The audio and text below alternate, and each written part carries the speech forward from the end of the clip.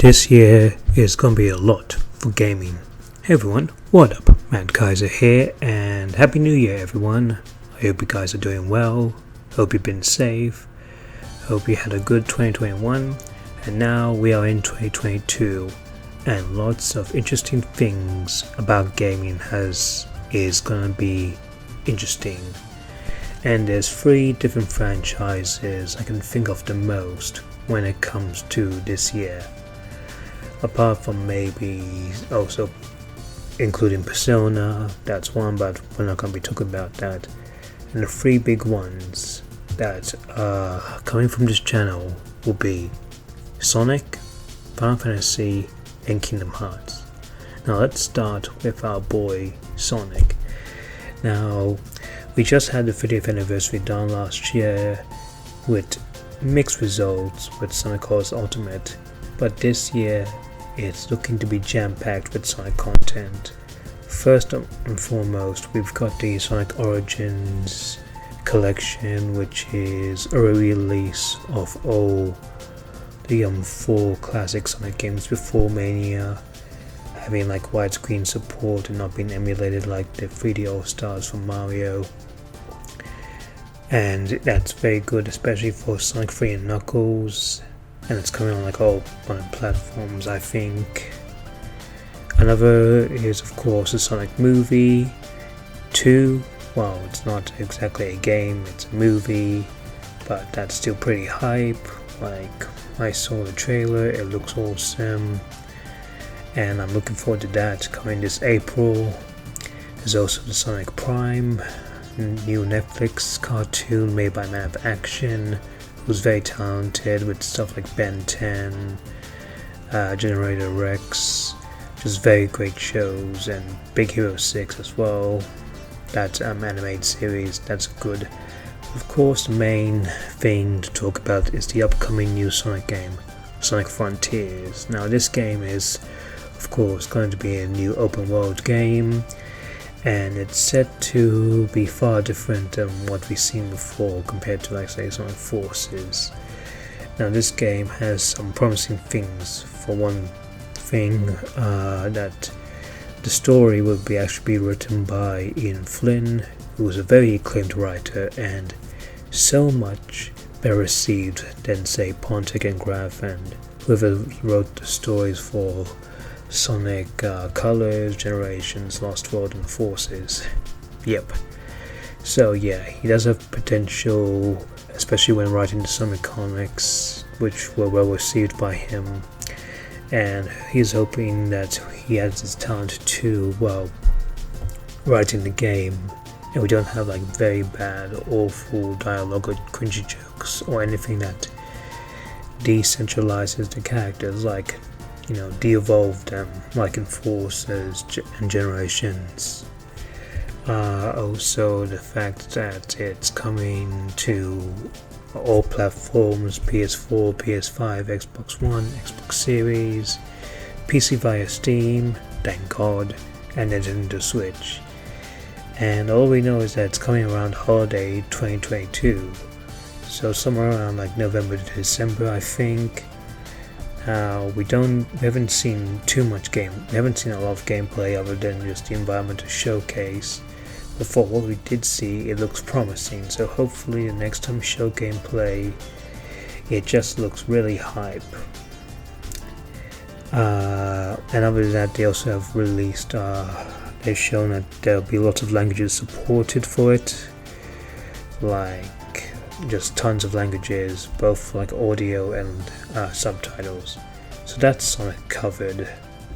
Now we get into Kingdom Hearts. Now, last year was sort of dry with Kingdom Hearts, even though we did get the Kingdom Hearts series on PC, and also there were some updates for Dark Road, even though there was like one last update for Dark Road that hasn't come around last year. So expecting it to be around this year, hopefully. And more importantly, we got Sora finally in Smash, which is just awesome. It's just awesome. Oh my god, it's unbelievable. Now with that, we do approach the 20th anniversary for Kingdom Hearts, and where Numo and Hazama said there's gonna be like big plans. Like, there's gonna be like some new merch and like an anniversary event, and also the fact that the Kingdom Hearts games are coming to the Switch via the cloud, which, oh my god, just, yeah, barely anyone's gonna get hyped for that. Like, oh my god. I have so many questions. I have so many things why that is just so wrong. But we're gonna ignore that, honestly, because that thing has been done. That thing has been beaten to death on why it's not a good idea. So for Kingdom Hearts, well, we're into Phase 2, and Phase 2 of this started with Kingdom Hearts 3 Remind, as well as Union Cross Dark Road, as well as Melody of Memory. Now the only thing is, what games are we going to get announced, and are they going to come this year or later? Now some people are theorizing that we're going to get another non-numbered title, but something more broader than, say, Melody of Memory, so something possibly like, say, Kingdom Hearts Birth by Sleep or Dream Drop Distance. And it's either that, or perhaps maybe Kingdom Hearts 4. That really depends if they're gonna do where they technically had one non-numbered title, and then they did a numbered title like back in Kingdom Hearts, like from the very first Kingdom Hearts Phase 1. We started with Kingdom Hearts 1, which was a numbered title, then Chain of Memories, non-numbered, then Kingdom Hearts 2, numbered. So is it going to be like that deal where it starts with Kingdom Hearts 3 Remind, then which is numbered, Melody of Memory, which is non-numbered, technically also Dark Road, which is also non-numbered, and then Kingdom Hearts 4, which of course there was an NVIDIA GeForce leak that said it will be coming like sometime, like that's probably going to be announced. I don't know. I'm just looking forward to more Kingdom Hearts, so that is my take on it. And now we move on to Final Fantasy. And there's a lot to talk about, like too much. So I'm going to start with Final Fantasy VII, since this year it is turning 25 this year. And we're expecting some news about lots of things to celebrate Final Fantasy VII. One of which is Ever Crisis, which is, I think, a mobile turn-based game, which is basically a recreation of stuff from the original Final Fantasy VII, as well as compilation stuff like Crisis Core, Before Crisis, Ever Children and Church of Cerberus, and that's what I think it is. And it can be, releasing in chapters, but monthly.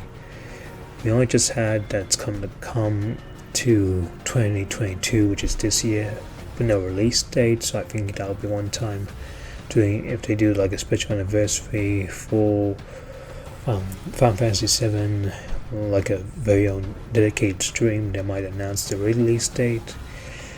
Other thing, there's also the First Soldier, which I won't delve too much because I'm not interested in that game, even though it might look good for you.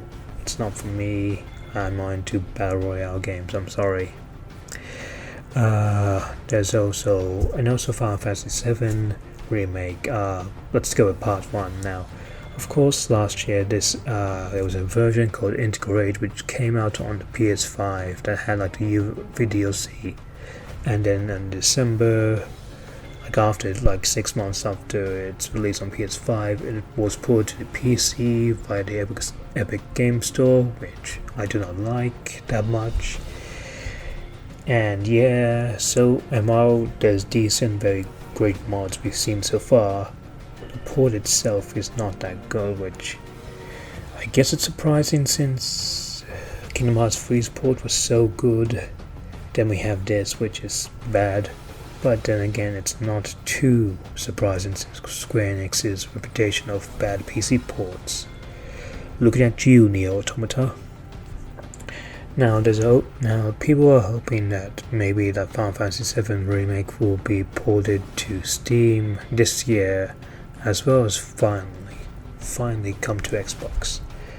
And yes, I know there was a rumor saying that Final Fantasy, like the newer Final Fantasy games, will skip Xbox for this generation, like they won't come to Xbox, while Square Enix will be keen to put it on PC.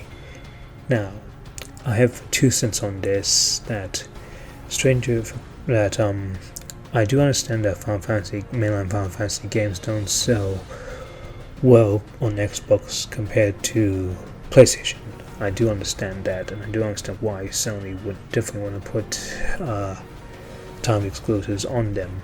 But at the same time, it's not like has that really stopped them to put things on Xbox?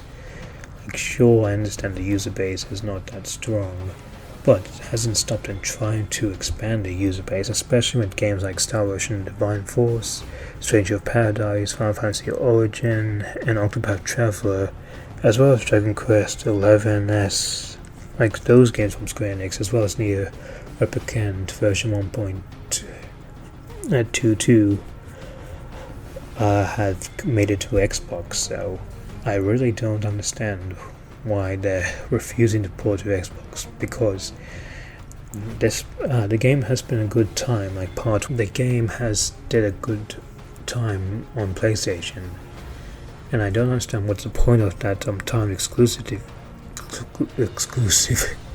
that timed exclusivity date if they're not going to put it to another console platform.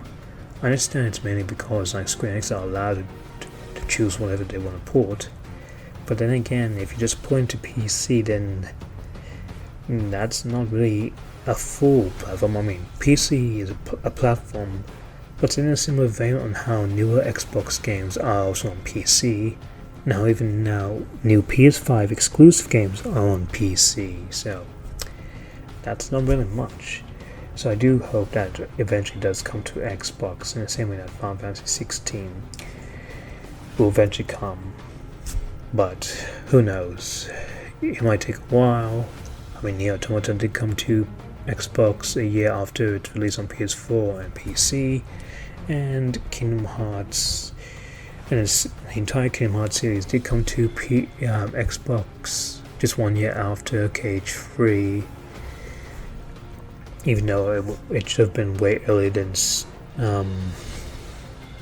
way earlier than later, but whatever.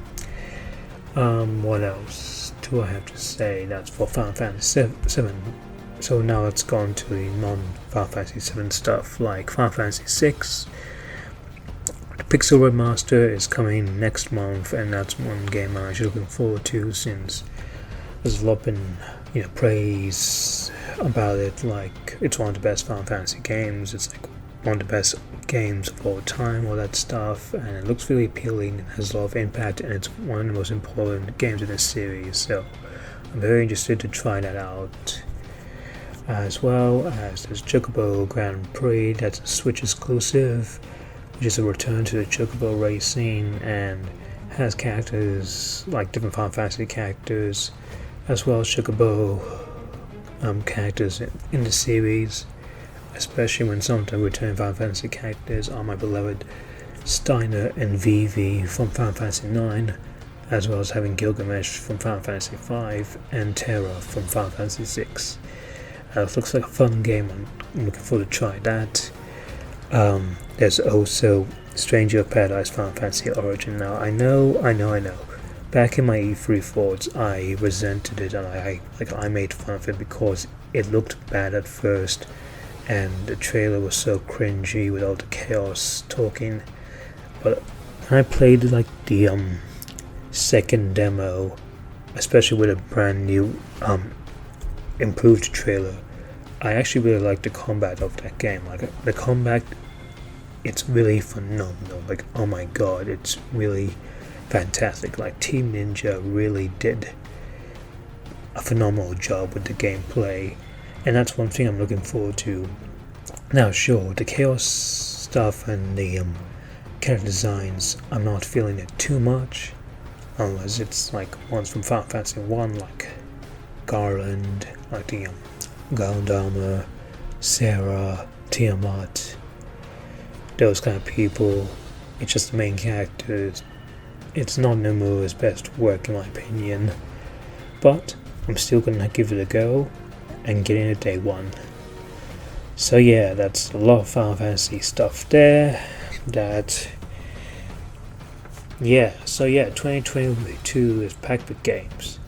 So what are you guys looking forward to regarding Sonic, Final Fantasy or Kingdom Hearts? Let me know in the comments below. Anyway guys, thanks you for watching. So punch that like button, drop that comment, and click the subscribe button if you're new. I'll see you guys in the next video. Kaiser.